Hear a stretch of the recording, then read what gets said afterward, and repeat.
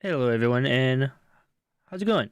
And if you're new to the 1v1 show and what we do here, how we conduct the show is by starting off the show with 10 subtopics from the news this week regarding Microsoft acquisition. Can't hear me. Can't hear you. What? Wait. Wait, really? What about me, Nunez? Can you hear me? Yeah, wait, hold up. What the fuck? Because my audio is showing that I'm talking and it's going through. Can you ask? Keep asking. Have them respond. Nunez, can you hear us? Can you hear me? Can you hear? You can't hear Mikey? Test 1 2 3. Test 1 2 3. Blah blah blah blah blah. Oh wait, I can hear you on my phone. Oh, okay. Well then, never Nunez, mind. can I you? hear. Oh, you can't hear me. Wait. Oh, what the? God damn it! Why did? What? Oh, now you can hear Geo. Wait, Geo, talk. Hello, hello. Wait, what? Say something. Oh, he says he can hear me now, but he couldn't hear me during the intro. Wait. Whoa, that's weird. Your audio is coming out of my mic. The fuck? How's that even weird? What? We good now? All right. Well, What? That was a good. Dude, that's crazy because we did like sound check like 20 minutes before the show started and like, all right, everything good. But okay, well, you know what, Mikey? I've been hearing from like another podcast that I watch. mhm. They kind of do the show in a similar fashion through Discord, and they've been saying they've been getting like glitches, like audio and video drops, like constantly, like when they do their podcasts. Oh, so it's a Discord issue. All right. It's probably a Discord issue. Okay then. Good to know. All right. Well, anyways, Anyway, yeah, Gio introduced the show and I'm telling you how we do the show, which is we start the show off by 10 topics regarding this week's top news, and such as what Gio said, Microsoft's acquisition, the Moon Knight trailer, anime, and a lot more. And each topic will have a timer of 5 minutes, with the last two topics just being a little longer. Could be 7 to 10 minutes. We don't know, just depending on where the conversation goes. And after that, I was hearing the intro music fine, and when Gio spoke, nothing. That is weird. That is weird. And then, but yeah, after we do the 10 topics, we'll be discussing our top five. And for this week, it'll be our top five third party games. So, what will be our top five third party games? You'll find out later. And we don't end there. Finishing off today's episode will be our 1v1 showdown, which is new because it is where me and Gio will take sides on a debate. And today's debate is: should Sony respond to Microsoft's acquisition? If so, why and how? If not, why? Well, you'll find out later. And if you like what we do here, please give us a follow on our socials on Instagram, Twitter, I think Facebook, and you can support us on Patreon where we have three tiers. The first tier is $3. You can get a roll credit at the end of every episode. $5 so you can submit any topic to our show. And for $10, you can sponsor us by plugging anything you want, as long as it's appropriate. But the best way to support us is by just participating in the chat. And with that, we will start the show. I don't know how to change this from here. All right, what's up, Gio? what up, man? How are you? I'm doing all right. How was your week? It was cool, man. I got offered to I got offered to teach an extra class, Oh shit. and that would be an extra $1,000 a month, which I think I might take it. That's a lot of amiibos or That's figures. Japan. That's gonna be my Japan fund. Smart. Yeah. So Yeah. I'm excited for that. So it's gonna start in like 2 weeks. I already told my boss that I'll accept it. She's just like, you just got to get to work on time. And I was like, yeah, I know, because I be showing up late sometimes. Damn. Not like late for class, but like we have to be like a certain hour like beforehand. We have to get there, and I'm always like showing up like 20 minutes before class. Uh, mm-hmm. But yeah, other than that, it's chill. Also, go Niners. Oh yeah, yeah, very exciting. Uh, yeah. What, you, what game is on today? Yeah, it is Niners and Packers at 5, and then I believe is it uh not Bucks Rams. It's Tennessee and the Bengals. So And not only that, there's also a UFC tonight, which I'm very excited for because the Mike Tyson of the UFC, aka Francis Ngannou, is fighting tonight, and we might see some good fighting going on. But anyways, so let's get started with the show with yes, our first sir. topic What's up? of the day, which is about monsters. So, Gio, what is going on with monsters? So when you think King of Monsters, Mikey, who's the first person you think of? Gojira, aka Godzilla. Exactly. So there is a live-action Godzilla TV show that's going to come out. That's being produced exclusively for Apple TV, which is being helmed by Hawkeye author Matt Fraction and Chris Black, who was pretty much a longtime veteran on the Star Trek Enterprise show, as well as Robert Kirkman's Outcast, which I never watched Outcast, but Robert Kirkman, I believe, is the guy who wrote The Walking Dead. Yeah, first. So no, yeah. So which also I'm not a big fan of The Walking Dead, but regardless, the series takes place in like the same continuity as the movie franchise. So it's after the events of last year's Kong versus Godzilla, and it'll follow a new family with a secret connection to Monarch, which is kind of like a shady organization working behind the scenes. And the synopsis reads as such. So, following the thunderous battle between Godzilla and Titans that leveled San Francisco and shocking new reality, the monsters are real, the series explores one family's journey to uncover its buried secrets and its legacy, linking them to the secret organization known as Monarch. So, here's the thing about this, Mikey. One, I don't have Apple Plus. Is that what I don't have Apple Plus, so I don't really have access to a lot of these shows. But two, so I've never watched any of the new monster movies, the Godzilla ones. But from what I know, the main complaint from most people about these movies is no one cares about the humans. Like, literally no one cares about the human characters in these movies. So why should we watch a show following some family? Because you will get glimpses of Godzilla throughout the episode. You've seen these movies, right? The Kong and Godzilla one. What do you think of them? Well, actually, I haven't seen Godzilla versus Kong. Just Kong King of Monsters and it's Godzilla 1 and 2. Wait, no, I didn't watch the second one. Yeah, wait, no, I did watch the second one. It was kind of forgettable, but the monster action was cool though.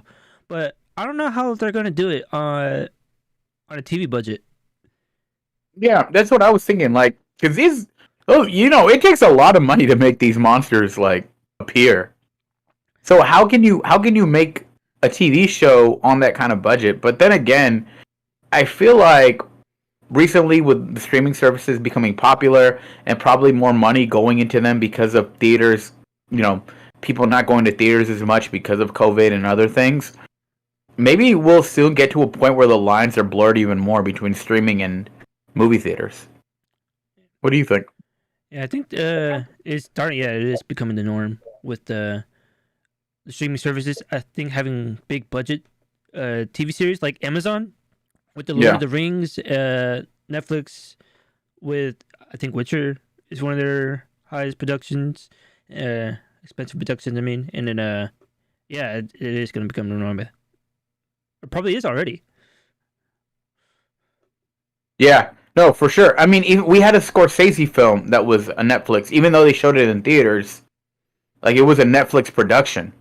Roma was a Netflix production, and that was, it was an Academy Award nominated movie. Mm-hmm. Pretty soon, we're gonna start seeing things like Fast and Furious levels, like popcorn flicks on there. Yeah, and to bring it back to Godzilla, did you watch the Godzilla animated series back in the day? Like, it was on Fox Kids? Yes, I did. What'd you think of that? I mean, I was a kid. I thought it was fine. I watched it. I didn't love it, but I watched it. I actually liked it a lot, and because I think it came on before or after Men in Black. I And forgot about the Men in Black like the TV whole show block, or the cartoon. I would watch it all Saturday morning, and yeah, I don't remember what happened in the animated series, but I remember Yeah. enjoying it. So Well, the anime series is based on the American film, right? yeah, with the Ferris Bueller, Yeah. Matthew Broderick, What's his name? Matthew Broderick. Yeah. Broderick, but yeah, I don't know. It feels like this Godzilla TV series is going to be just a human drama with some monsters sprinkled in. Yeah. I mean, we'll see how it does. Honestly, I feel like this is kind of a misstep just because like I said, the main complaint is who cares about the humans? This whole show is about the humans, and we want to see the monsters. But the thing about the monsters is how much budget can you really do when it's not like a big, $1 million movie, but or $100 million movie. Sorry, $1 million movie doesn't cut it anymore. $100 million movies. But yeah, we'll see. Anyways, going from the king of the monsters to outer space. What is going on, Mikey? What's going on with what's up in space? All right, so the Space Entertainment Enterprise, aka the SEE, will let me be, has just announced plans to build a TV and film studio in space by the year 2024, aka 2 years.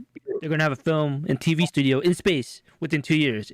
According to Variety, the company behind Tom Cruise's upcoming space movie has its sights set on the Axiom Station, which is currently connected to the ISS, which is the International Space Station, to host this new sports and entertainment arena in space, formerly known as the SEE-1, which is what the thing spaceship is called, that part.